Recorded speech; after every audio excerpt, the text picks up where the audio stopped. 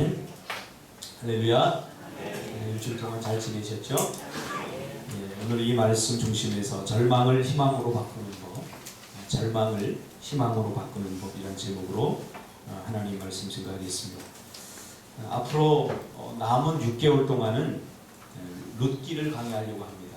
물론 그 안에 끝날 수도 있고 다 끝나지 못할 수도 있지만 업그레이드 유어 라이프라고 하는 주제를 가지고 올 한해 시작했는데 우리가 이 룻기가 한 개인의 영적 성장과 성숙에 어떤 관련이 있는가 강의를 통해서 여러분 스스로 깨닫고 또 스스로 적용하고 고민하면서 인생의 답을 찾고 얻었으면 좋겠습니다.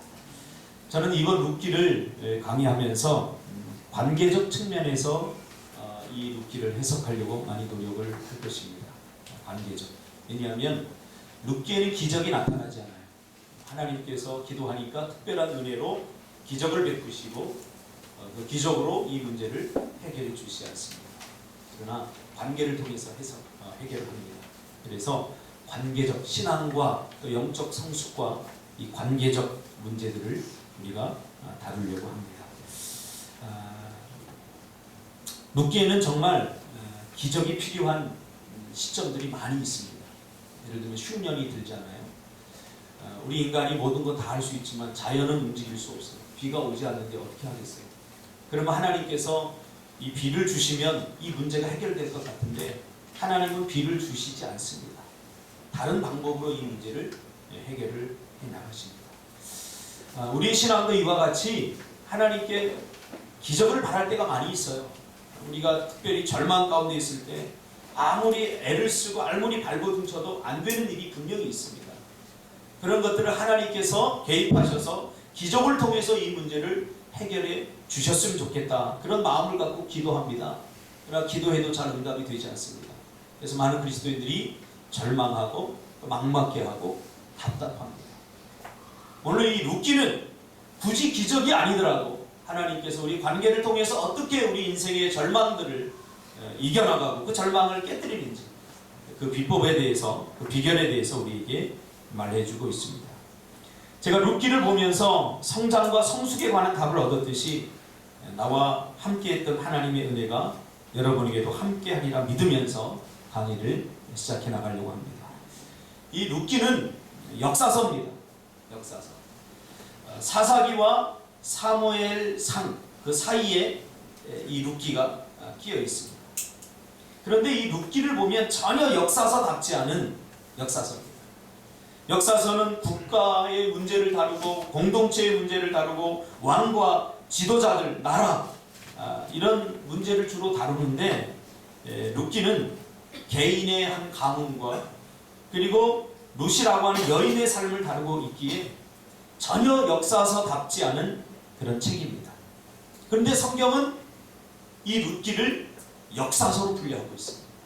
여기에 우리가 하나의 비밀이 담겨져 있습니다. 그래서 설교를 들으면서 왜 룻기가 역사서인지 깨닫는 것이 굉장히 중요한 포인트라고 생각합니다. 이 룻기는 우리가 너무나 많이 들었던 설교라 서론을 길게 하지 않고 바로 본문으로 들어가겠습니다.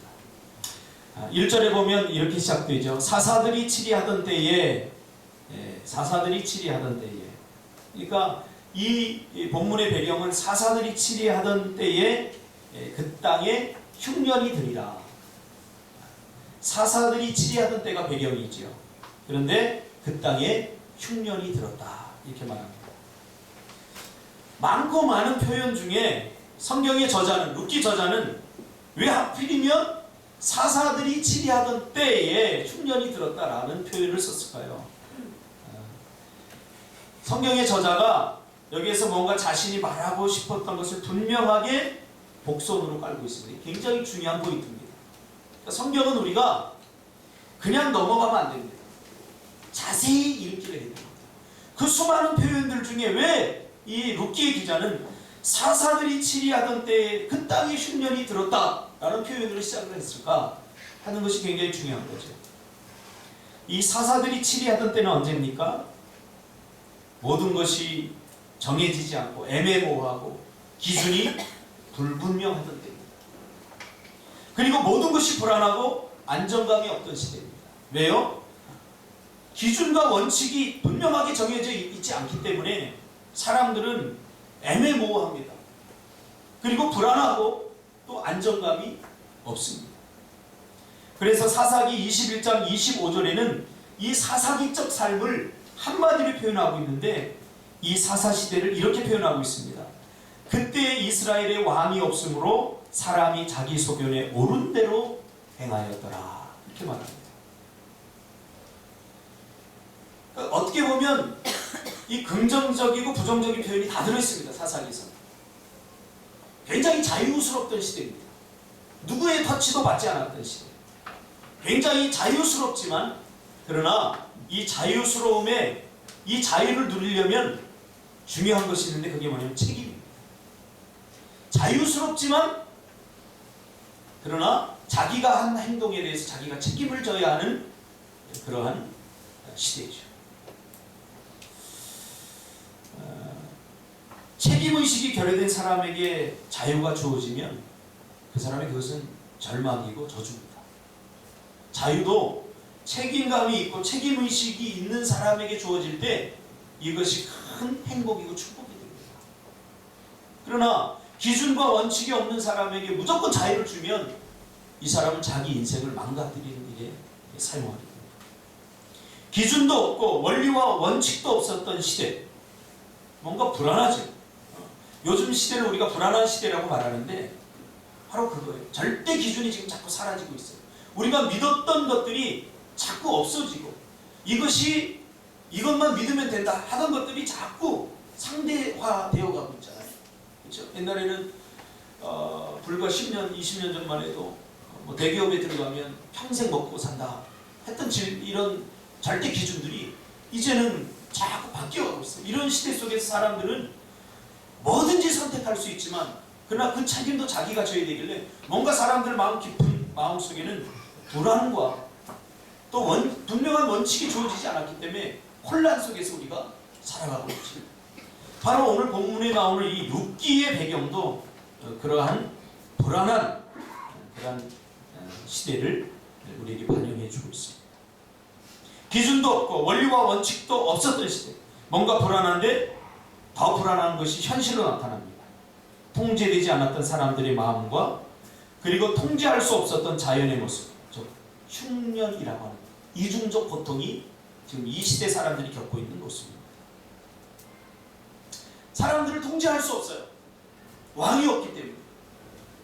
이중적 고통이 뭐냐면 우리가 통제할 수 없는 것이 사람의 마음만 아닙니다.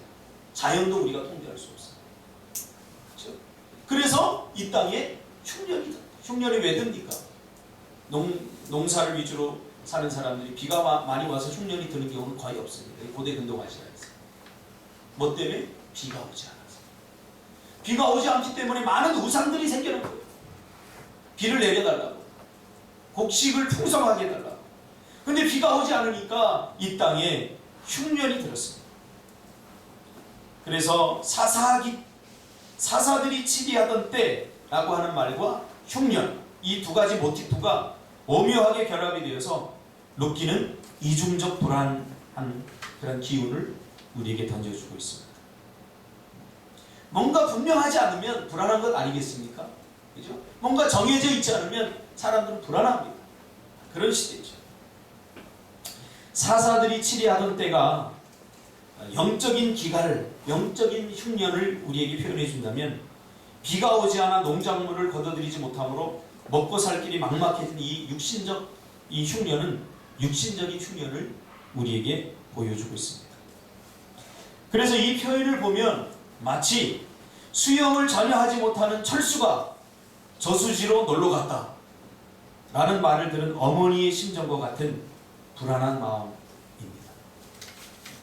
저희 어머니가 제가 어릴 적에 늘 했던 말이 있습니다. 여름만 되면 절대로 마근내미에 가지 말아라, 그런 말이 있어요. 마근내미가 뭐냐면 백령도에 뻘을 막아서 거기 저수지를 만들었어요. 거기 놀기가 좋아요. 그런데 거기서 많은 제 친구들이 빠져 죽었어요. 그래서 저에게 늘 하는 이야기가 절대로 여름만 되면 거기 가지 말아라, 그랬어요. 저는 수영을 잘 못하기 때문에. 제가 유일하게 많이 맞은 어릴 적의 기억은 마근댐에 갖다 걸려가지고 몇 번 뒤지게 맞은 적이 있어요. 용서 없이 제가 맞았어요.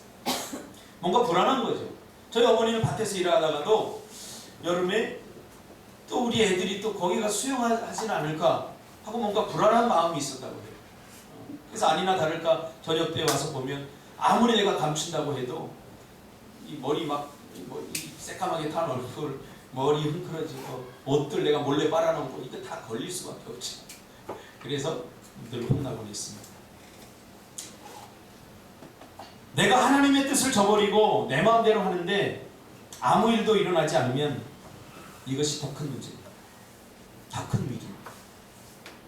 지금 약속의 땅인 이 베들레헴, 그리고 이런 상황 속에서 베들레헴에 한 사람이 그의 아내와 두 아들을 데리고 모압 지방에 가서 거류하였다 라고 말합니다. 이 성경은 단순히 우리에게 정보만을 주려고 하지 않습니다. 여기에서 하나님께서는 무슨 깊은 의미를 우리에게 부여해 주고 있는 거죠. 이렇게 표현한 것 또한 긴장을 고조시키는 유대 문학적 특징 중에 하나입니다. 궁금증을 만들어내서 몰입시키기 위한 표현법이죠. 그래서 처음부터 이름을 밝히지 않고 엘레밀렉이라고 밝히지 않고 한 사람이라고 표현을 합니다. 이것은 누구나 이 한 사람이 될 수 있다고 성경은 우리에게 말해주고 있는 거죠. 엘리멜렉이다 그러면 이건 엘리멜렉의 문제이지만 오늘 본문에서는 이 엘리멜렉을 어떤 한 사람이라고 표현함으로써 누구나 이 어떤 한 사람이 될 수 있음을 우리에게 표현해 주고 있는 거죠. 이 한 사람의 이름을 성경은 엘리멜렉이라고 밝힙니다. 그리고 연이어서 그의 아내 나오미와 그에게 두 아들이 있는데 첫째는 말년이요 둘째가 기련이라고 밝혀주고 있죠. 그러면서 그들의 출신에 대해서 밝혀줍니다. 그들은 유대 베들레헴 사람이다. 베들레헴 사람이다. 그런데 그들이 모압 지방에 내려가서 거기서 살았다 라고 말합니다. 그러니까 이거를 역사서로 말하기에는 조금 애매해요. 한 가정과 한 개인의 이야기를 지금 이게 뭐 중요합니까? 근데 이게 역사서라니까요. 자, 내려갔는데 갑자기 문제가 심각해집니다. 그 모압 땅에 내려갔는데 갑자기 남편이 죽습니다. 엘리멜렉의 남편이 죽고 나오미의 두 아들만 남게 됩니다. 어디서요? 모압 땅에서. 흉년 때문에 먹고 살림이 막막해진 이 한 가문이 먹고 살기 위해서 찾아갔던 모압 땅에서 가족의 중심이 남편이 죽어버리죠. 그래도 희망은 조금 있습니다. 왜? 두 아들이 있기 때문에. 비록 남편은 죽었지만 이 여인은 두 아들을 의지하면서 그래도 살아가면 됩니다. 그리고 또 좀 더 희망이 생깁니다. 두 아들은 결혼을 합니다. 누구와? 모압 여자. 우리 선택적 관점으로 보면 첫 번째 선택은 실패한 듯합니다. 먹고 살기 위해서 갔는데 엘리멜렉이 죽었기 때문에. 이 두 아들은 또 선택을 합니다. 모압 여자 중에 두 아내를 선택을 하게 됩니다. 절망 중에도 희망이 보입니다. 첫째 아들의 아내는 오르바요, 둘째 아들의 아내는 루시입니다. 이제 결혼한 두 아들이 자식을 낳으면 손자를 통해서 남편에 대한 죽음에 대한 상실감도 잊혀질 수 있습니다. 우리 인생 그런 것 아닙니까? 하나를 잃어버리면 하나를 또 얻게 되어 있습니다.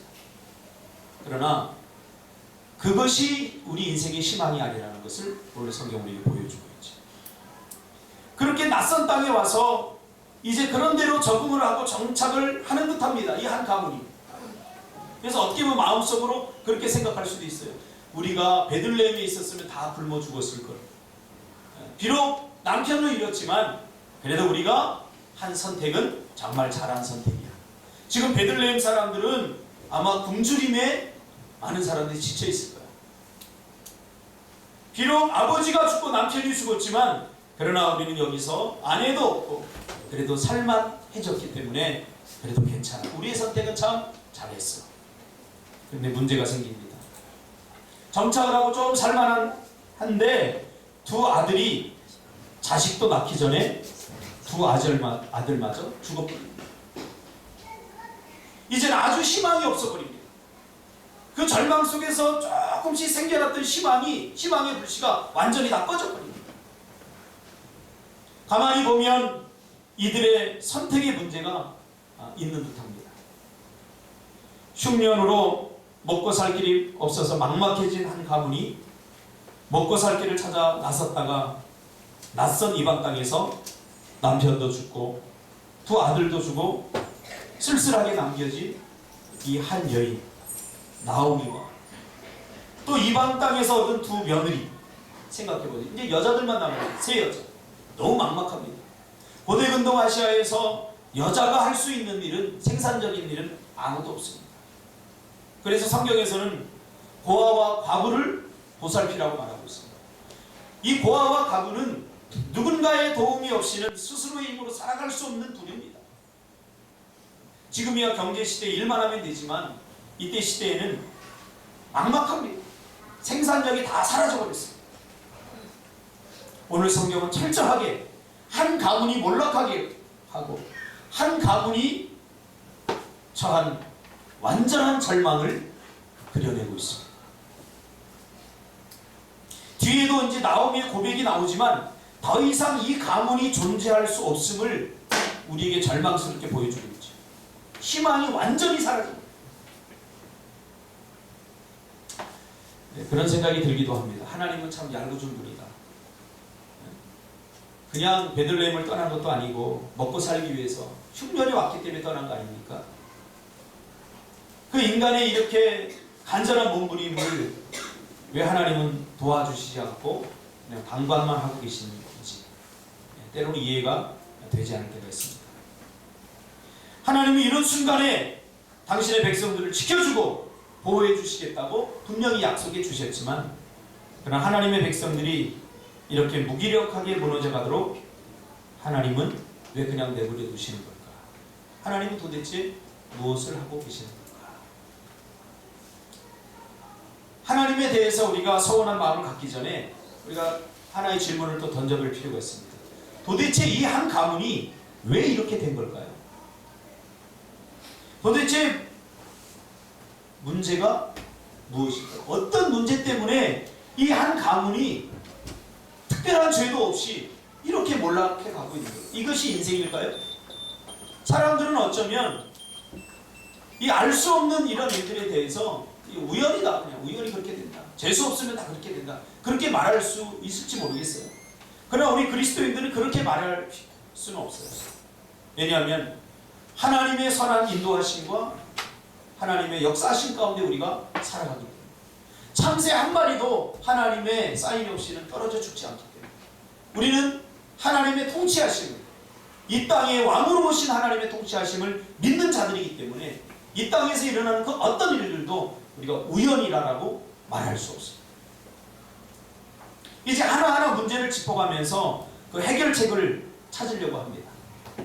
한 가문에서 일어난 이 일이 도대체 우리의 삶과 어떤 관련이 있을까요? 이 일은 엘리멜렉의 집에서 일어난 일입니다. 엘리멜렉은 누구일까요? 이름을 우리가 한번 분석해 볼까요? 엘리라고 하는 말, 엘이라고 하는 것은 하나님이란 말이죠. 엘리 그러면 나의 하나님이라는 뜻입니다. 멜렉은 왕이시다.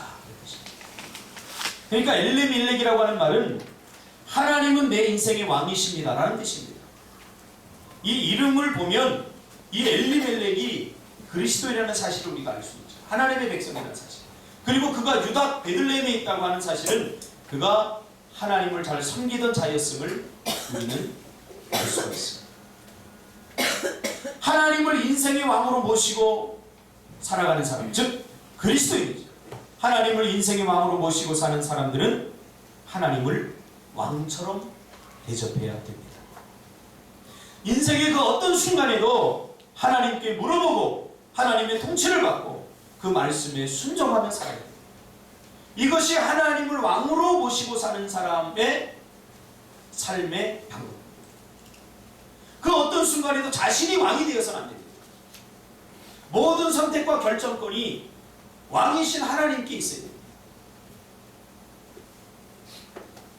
아무리 눈앞이 캄캄해도 자신이 왕이 되어서 그 선택의 주인이 자신이 되어서는 안 됩니다. 이것이 하나님을 왕으로 모시는 사람들의 모습입니다. 근데 문제는 그렇게 녹록지 않습니다. 하나님, 눈에 보이지 않는 하나님, 우리가 모시는 하나님은 눈에 보이지 않기 때문에, 그리고 현실은 눈에 보이기 때문에 우리는 점점 눈에 보이지 않는 하나님을 의지하고 그분의 역사하심을 신뢰하기보다는 눈에 보이지 않는 현실을 더 의지할 때가 많이 있습니다. 어제 청년들이 하나의 주제를 놓고 토론을 벌였는데, 환경에 대한, 환경과 또 능력에 대한 이 문제를 놓고 토론을 벌였습니다. 저는 안타까웠어요. 뻔한 문제 아닙니까? 뻔한 문제. 근데 그 뻔한 문제가 어떤 사람에게는 뻔하지 않을 수 있다. 지금 기도하면 되는데 기도하지 않는 사람에게 이거는 큰 문제일 수 있다.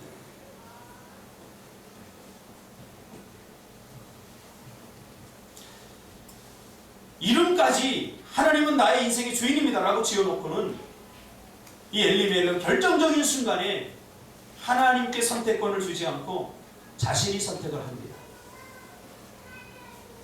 베들레헴은 어떤 집입니까? 베들레헴, 떡집이라는 뜻입니다. 떡집.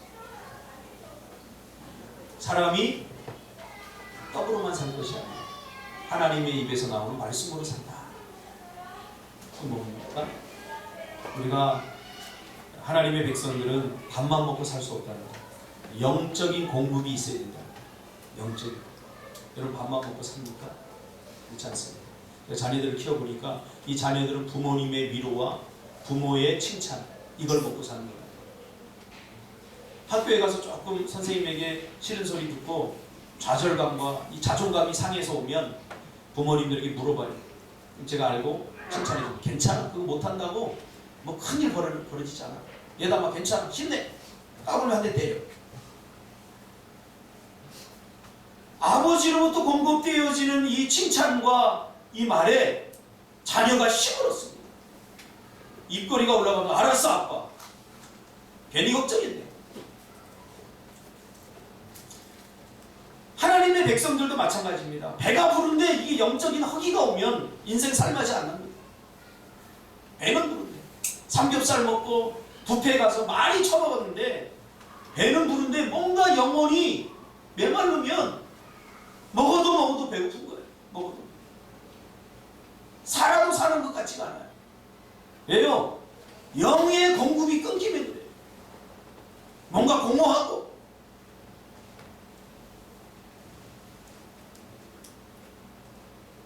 하나님의 영적 공급이 시작되는 그 집에 베들레헴에 흉년이 들었죠. 지금 진퇴양난입니다. 겉으로는 먹고 살 것이 없는 흉년이 들었지만 영적으로 기갈입니다. 하나님의 백성들의 말씀을 듣지 못함으로 이스라엘 백성들이 영적 기갈이 시작됩니다. 그것이 어떻게 나타납니까?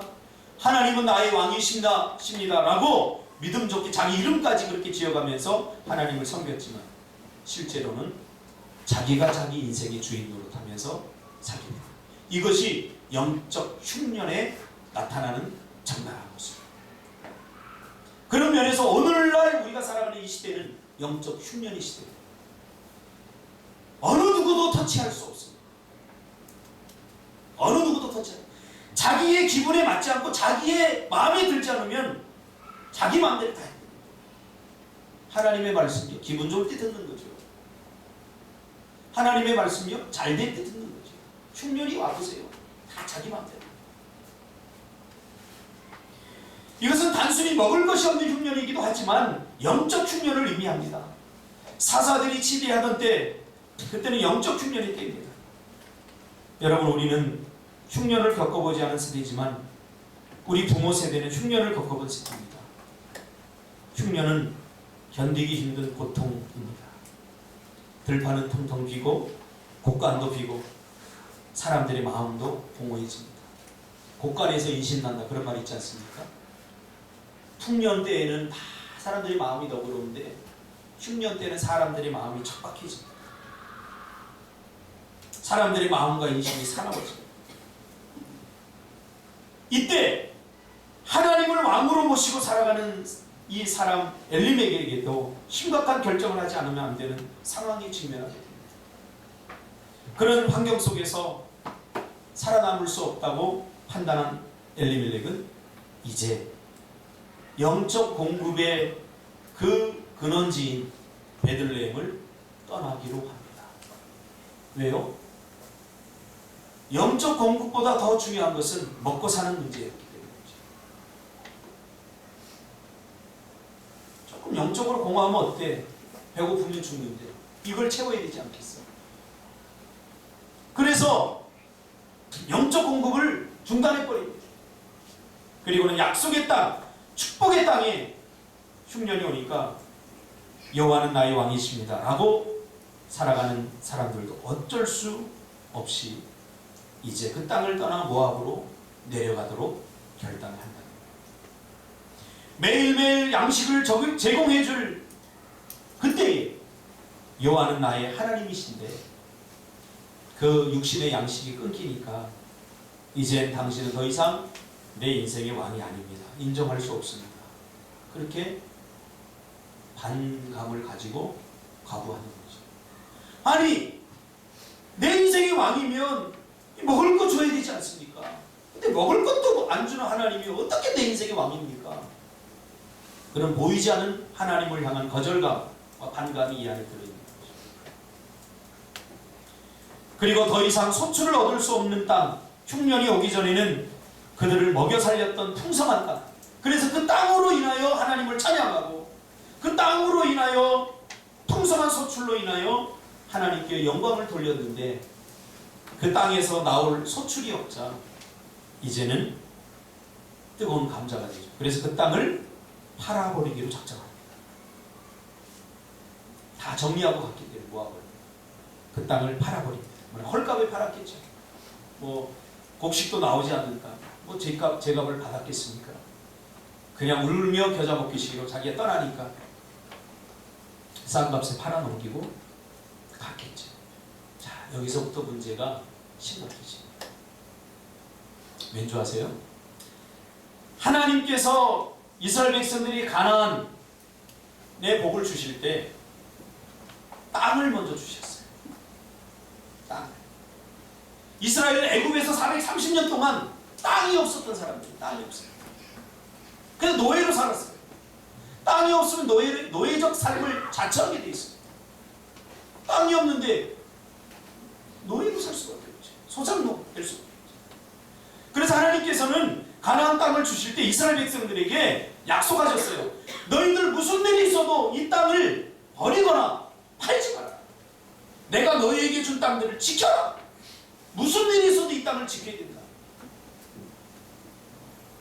그러면서 이 땅을 뭐로 주냐? 기업으로 주셨어요. 기업. 이 룻기를 이해하는 데 가장 중요한 단어 중에 하나가 기업이라고 하는 말입니다. 그런데 먹고 살기가 힘들어지니까 축복과 기업으로 주신 이 땅을 엘리멜렉이 팔아버려요.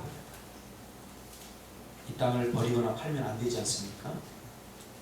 어떤 일이 있어도 이것만은 지켜야 됩니다. 비록 소출이 나지 않더라도 죽으면 죽었지 하나님께서 약속으로 주신 이 기업의 땅을 팔아버리면 더 이상 소망이 없어지는 거죠. 마치 농부가 흉년의 때에 먹을 것이 없다고 종자를 먹어버리면 더 이상 그 사람은 농사 지을 것이 없지 않습니까? 종자를 먹으면 안 되지 않습니까? 종자는 지켜야 돼요. 무슨 일이 있어요. 이 기업을 우리가 지켜야 돼요. 이 땅을 지켜야 돼요. 이 땅은 뭘 의미합니까? 눈에 보이는 땅이 아니라 하나님이 우리에게 주신 약속입니다. 신앙입니다. 오늘날 많은 사람들이 살기 힘들다고, 먹고 살기 힘들다고 신앙을 저버리고 약속의 땅을 떠나는 사람들이 많이 있습니다. 이 땅은 영적 종자입니다. 언약의 축복을 누릴 수 있는 땅입니다. 그런데 그 땅을 엘리멜렉이 팔아버립니다. 이것이 비극이 시작입니다. 이제 하나님을 왕으로 모시고 사는 엘리멜렉의 이름이 허울 좋은 이름뿐이지 그가 더 이상 하나님을 왕으로 모시지 않고 살아간다는 것이 적나라하게 우리에게 드러나고 있습니다. 이름만 하나님이 나의 왕입니다. 실제로 삶 속에서는 자기가 왕입니다. 자기 하고 싶은 대로 자기 욕망과 자기 눈에 보이는 환경을 의지하고 살아간다는 것을 우리에게 적나라하게 드러내주고 있죠. 그러니까 엘리멜렉이 추구하는 1차적 가치는 생존이었습니다. 다 필요 없어요. 내가 죽으면 무슨 소용이 있나? 신앙도 뭐가 소용이 있나? 마치 아브라함 메슬로가 만들어놓은 욕구 5단계. 그 중에 이 엘리멜렉이 추구하는 것은 1차적 최고의 자기가 추구하는 것은 생존. 사명? 이거 돈 있을 때 얘기지. 시간 있을 때 얘기지. 조금 어려워 보세요. 사명이고 뭐 돈이고 신앙이고 다 내팽개치지 않습니까? 그리고 경제적 윤택감이 이 엘리멜렉을 움직이는 동력입니다. 보세요. 지금 엘리멜렉이 바라보는 데가 어디예요? 모압입니다. 베들레헴 약속의 땅, 축복의 땅은 지금 흉년이 들어서 다 죽게 됐는데 오히려 이방 땅의 모압은 풍성해. 먹을 것이 넘쳐나요.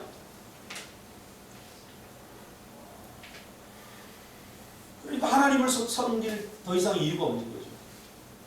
여러분, 우리가 하나님 앞에 믿음이 순전해야 돼요. 하나님이 던져주는 그 어떤 것들 때문에 우리가 하나님을 섬긴다면 이 사람은 반드시 모르죠. 그 어떤 것이 사라져요. 내가 기대했던 것. 여러분이 하나님을 섬기면서 기대하는 것이 뭡니까? 그거 내려놔요. 그것이 그 사람의 가장 큰 약점이 됩니다. 그것이 무엇이다? 오늘 엘리멜렉은 굉장히 가정적인 사람입니다. 가족을 최우선적으로 생각하고 이 가족이 먹고 살 일이 막막하고 굶어 죽게 되자 그는 신앙이고 뭐고 다 버리고 모압으로 떠나갑니다. 여러분, 아무리 먹고 살 길이 막막해도 하나님이 축복으로 주신 땅과 신앙을 팔아버리거나 포기해서는 안 됩니다. 그러면 더 큰 문제가 생깁니다. 그래서 눈에 보이는 육신적인 흉년에 우리의 믿음까지 흉년이 되지 않도록 우리는 우리의 신앙을 잘 지켜야 됩니다. 그러나 엘리멜렉은 인생의 흉년에 더 이상 먹을 것이 없어 생존이 위협받자 땅을 팔고 창세기 12장에 보면 아브라함, 이삭 이들이 흉년을 맞아서 똑같이 약속의 땅을 떠나 아브라함이 애굽으로 내려가는 장면이 나옵니다. 애굽으로 내려가서 어떤 일이 일어났죠? 그의 아내를 뺏겼더니 아브라함은 아내를 주고서라도 먹고 살 식량을 얻기를 원했어요. 애굽으로 내려가서 아내를 빼앗. 그때 하나님께서 개입하셔서 다시 아내를 찾아주죠. 근데 이삭도 똑같아요. 아버지가 그렇게 했으면 자기는 하지 말아야 되는데 보고 배운 게 그거라고 또 이삭도 흉년에 때 똑같이 데려갑니다. 그래서 아내를 또 똑같이 빼앗겨. 하나님께 또 구해주고. 아무리 하나님께서 우리에게 약속을 주어도 환경과 문제가 오고 인생의 흉년이 오면 떠날 생각부터 하는 것이 우리 인간의 욕망이라는 사실입니다. 여기를 떠야 돼요. 기억하세요. 하나님의 백성들에게도 흉년이 옵니다. 흉년이 옵니다. 그러나 하나님의 약속보다 보이는 환경을 더 의지하는 사람은 거기에서 무너지게 되어 있습니다. 여러분, 예수 믿어도 어려움 와요. 예수 잘못 믿어서 오는 게 아니에요. 훈련과 연단과 우리를 더 강하게 하기 위해서 약속의 땅에도 흉년이에요. 베들레헴에도 흉년이 오죠. 예수 잘 믿는 사람에게도 고난이 옵니다. 이때 중요합니다. 저곳에 가면 더 잘 되겠지. 절대 그렇지 않습니다. 달콤한 사단이 유혹입니다. 때로는 기도하고 싶지 않을 만큼 힘든 고난이 옵니다. 그래도 기도의 자리를 절대로 떠나서는 안 됩니다. 기도해도 응답이 안 옵니다. 문제는 산더미같이 쌓여가고 있는데 기도해도 문제가 해결이 안 됩니다. 그때 우리는 기도의 자리를 떠납니다. 왜?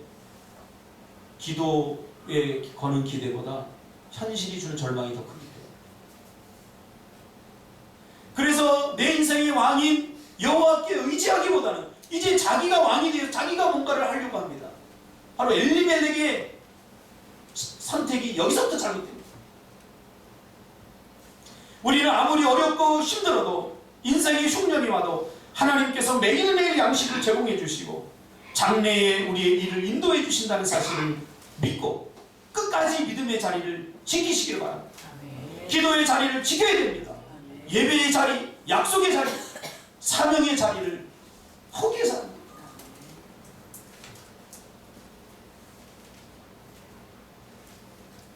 우리가 살다 보면 약속의 땅에서 흉년이 들어 막막하고 텅 비어버릴 수가 있습니다. 이때는 아무런 결정을 해서 이때는 하나님의 약속을 믿고 굶어 죽을 각오를 하고 버텨야 됩니다. 그런 자만이 하나님의 열심으로 내 텅 비어진 인생의 곳간을 하나님께서 채우는 것을 경험하게 됩니다. 제가 그랬어요. 개척을 하고 나서 다 비워버렸어요. 다 절망이에요. 절망. 더 이상 목회를 더 해야 되겠다라고 하는 의지가 내 안에서 다 사라져버렸어요. 그러니까 절망이죠. 아무리 힘들어도 내가 다시 하자 이런 마음이 있고 의욕이 있으면 희망입니다. 근데 저는 아무것도 하고 싶지 않았어요. 왜? 열심히 했는데도 이렇게 되니까. 그러니까 열심히 해보지 않는 사람들은 별로 절망하지 않아요. 정말 절망은 최선을 다해본 사람이 할 수 있어요. 한 번 태어난 인생이, 저는 목회로 성공하고 싶고 목회를 잘해서 멋지게 뭔가를 해보고 싶었거든요. 근데 안 돼요. 최선을 다해요. 그때 여러분 오는 좌절감 감당할 수 없어요. 다 비워버렸어요. 여러분 사업을 해서 잘 우리 인생이 최선을 다한다고 그만큼의 대가를 우리에게 주어지나요? 아니에요. 최선을 다해도 그만큼 대가가 주어지지 못하고 있어요. 어제도 제가 어떤 TV를 보니까 자영업자 한 사람이 하루 종일 기다려도 손님 딱 한 사람 없다. 그리고는 비싼 거 안 먹고 한 10,000원짜리 먹으면 좋을 때 꼭 2,500원짜리 라면 한 그릇 쳐드시고 뭐가 남겠어요? 열심히 했는데 다 비워버리는 거예요. 열심히 안 했으면 차라리 희망이 있어요. 내가 열심히 하면 돼요. 우리 하나님의 백성들이 똑같이 고난해요. 이때 우리는 아무 결정을 해서 이때도 우리는 여전히 하나님을 신뢰하고 버티고 견뎌야 해요. 다시 말하겠습니다. 하나님의 백성에게도 흉년이 옵니다. 특별한 죄를 지어서가 아니라 기도하고 신실하게 살아도 물질의 흉년, 인생의 흉년이 찾아옵니다. 이때 우리는 약속의 땅의 믿음을 포기하고 신앙을 포기하고 사명의 자리를 포기하고 약속의 땅을 떠나고 싶은 강한 유혹과 충동을 느낍니다. 절대 그래서는 안 되죠. 이것은 하나님이 우리에게 주신 축복의 땅이기 이것을 지켜낼 때 진정한 복을 누릴 수 있게 됩니다. 꿈틀교회는 하나님이 여러분에게 주신 축복의 땅입니다. 우리가 지켜나가야 될, 내가 서 있어야 될 자리입니다. 신앙생활 하다 보면 힘들고 어려울 때 있습니다. 다른 교회 가봐도 똑같아요. 이게 어떤 환경적 문제가 아닙니다. 나의 문제입니다. 아무리 힘들고 어려운 인생의 흉년이라고 절대로 신앙을 포기하고 사명을 포기해서 이것이 눕기를 시작하면서 하나님께서 우리에게 주는 첫 번째 메시지. 당장 풍성해 보이는 그곳에 가면 문제가 해결될 것 같지만, 그러나 엘리멜렉을 통해서 우리는 깨닫지 않습니까? 잠시 괜찮은 듯하다 더 큰 문제를 만나서 이제 완전 재기 불가능한 상태로 넉다운, 그렇게 상태가 그런 사람들 많이 보았습니다. 여기, 이곳, 이 자리, 이곳이 바로 내가 지켜야 될, 하나님이 우리에게 준 축복의 땅입니다. 기도하겠습니다.